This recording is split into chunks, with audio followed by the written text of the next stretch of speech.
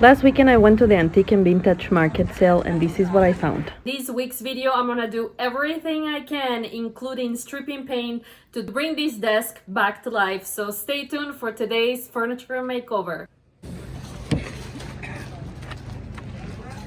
Welcome to Alive Refurbish, where you are reminded through furniture refinishing that there's hope. It doesn't matter how tough things get. Keep watching.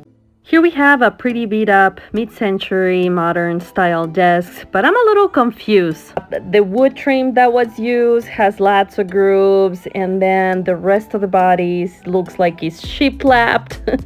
I know it's not, but you know what I mean. Yet the style is very modern. I'm gonna try and strip these down to bare wood and see what's underneath. Hopefully I can restain it and make it look pretty or handsome again, because it's really far from it right now. Since I'm going to be applying a chemical stripper, I'm not super worried about how clean this piece is because everything's coming off of it. I'm going to start removing the legs here.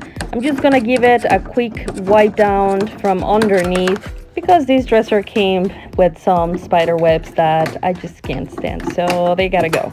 After doing a quick wipe down using simple green, I'm going to be applying my chemical stripper on the entire surface. Even though these kinds of desks are not the greatest quality, if you refinish them correctly, they can look like $1,000,000 after you're done with them. Just a quick rundown on the chemical stripper I'm using. Is my third time using it. I follow the instructions that are in the bottle, but after doing some research, this is what I'm going to recommend you to do to get the best results with this brand. This chemical stripper takes longer to work than any other that I have tried. The bottle recommends to let the product sit 2 to 3 hours before you come back and scrape the paint off. However, I noticed that it started drying out. So what I would recommend is wrap the area that you're stripping using stretch wrap film. Wait 45 minutes. That way the chemicals in the product will stay activated and act for a longer period of time. After the 45 minutes are up, come back and scrape off any residue.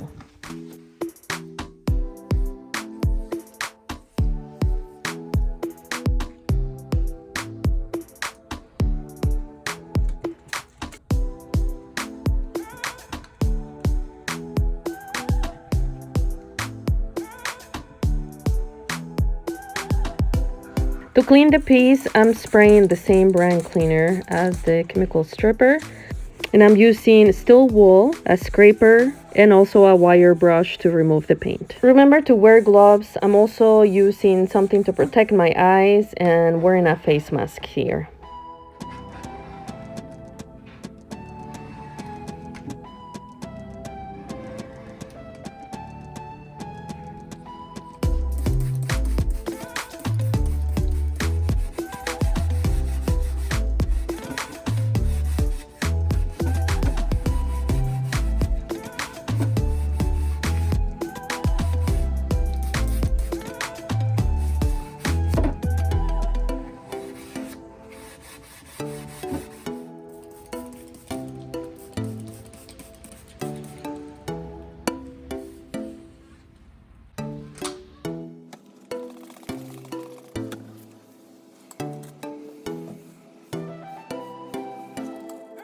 As soon as I started scraping the sides, I realized that the wood that they used was different than the drawer. The drawer looked promising, but this definitely doesn't.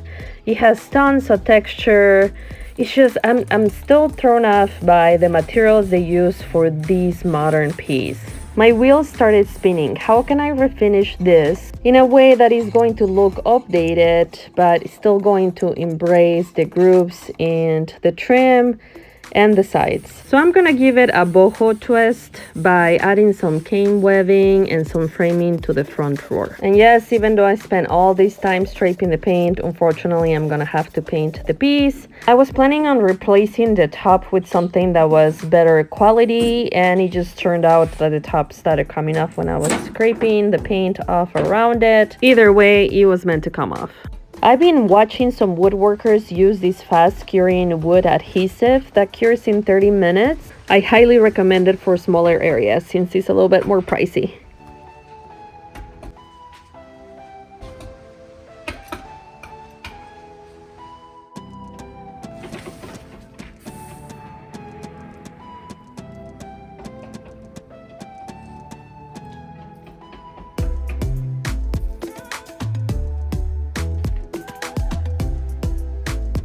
In my effort to keep some of the wood grain exposed, I started sanding the oak wood legs. But whatever they used to paint this with went really deep into the grain, so much so that I just couldn't get to it no matter how much I sanded. Which means that the whole piece is getting painted. I'm using this primer shellac base from Bin.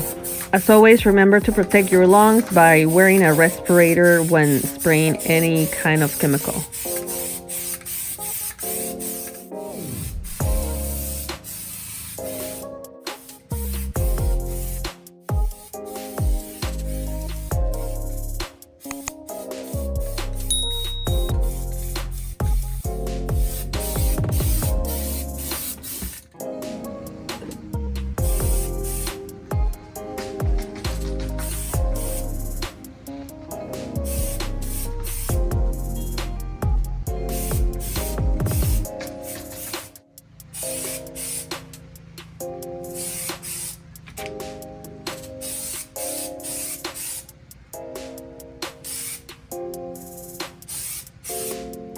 I'm going to make the front of the drawer as flat as possible by covering the old hardware holes using this thew power product called Quickwood. Kneaded together and it hardens after 30 minutes to be sanded.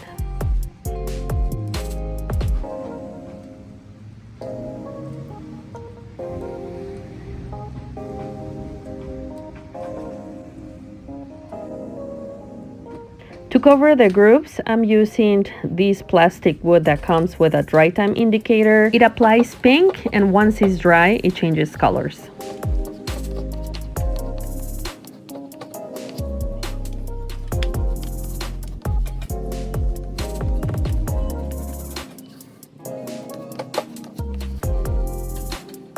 I waited 30 minutes for both products to dry and came back out to sand it. Apply another coat of white Bin shellac based primer. I found some scrap wood left over from a different project, and I thought this is actually the perfect size to frame this little drawer. I'm using this clamping miter saw to cut 45-degree angles.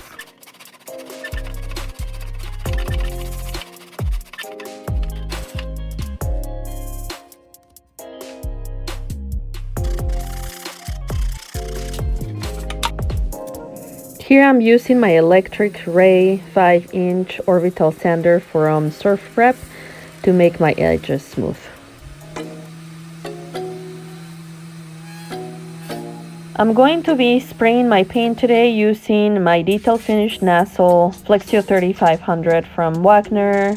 And even though you guys have seen me use Lily Moon paint before, this is my first time trying their all-in-one in the color Ironstone from their Opulent line. The coverage was excellent, and after it dried, it felt super smooth. I guess you can say that I'm hooked, and I do have a discount code if you ever want to try this one-step paint.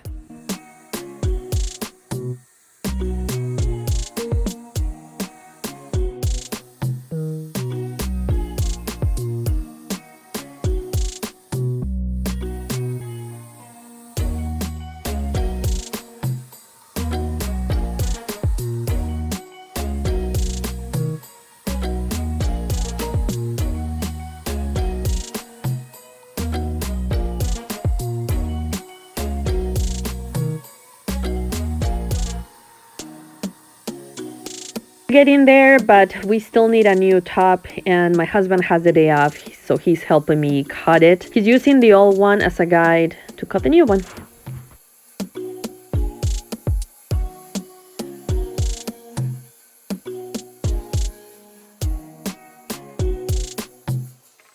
We have to add an iron-on pre-glued veneer edging to this piece of wood. So we're gonna need an iron, aluminum foil, and a roller to do that. Warm up your iron to cotton setting, then place the wood edging and use the aluminum foil as a barrier between the heat and the edging. We don't want the edging to change colors due to the heat.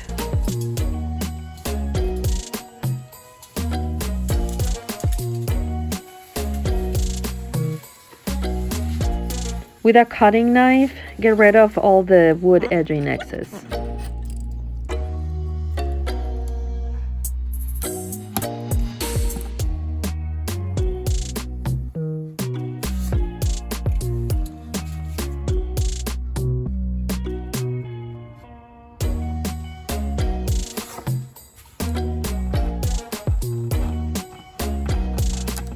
And just to smooth it all out, use a fine sanding grit to sand the edges.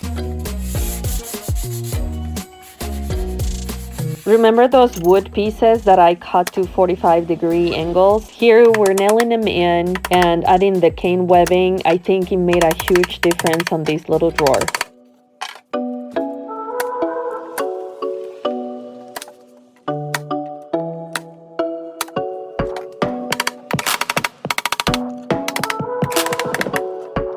We were trying to think the best way possible to glue our top to the body. Being that the body was just painted, we just didn't want to ruin the paint job. So we are doing this upside down. We laid the wood on the ground and then placed tape around it. That way when the glue dripped, it would fall onto the tape and not my rug. And this actually ended up working out really well. After adding a new knob, I applied 3 coats of top coat to my new top, and I can't wait to show you the final results.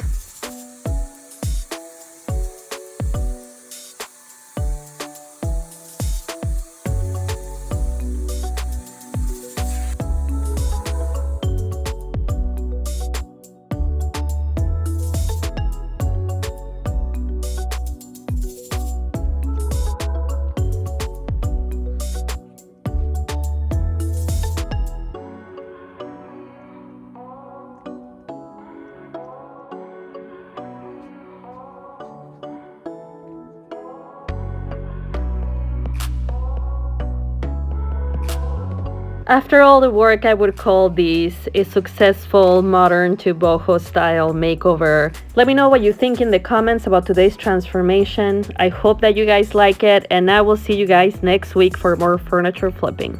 If you enjoyed today's content, remember to give me a thumbs up and don't forget to subscribe and turn on your notifications.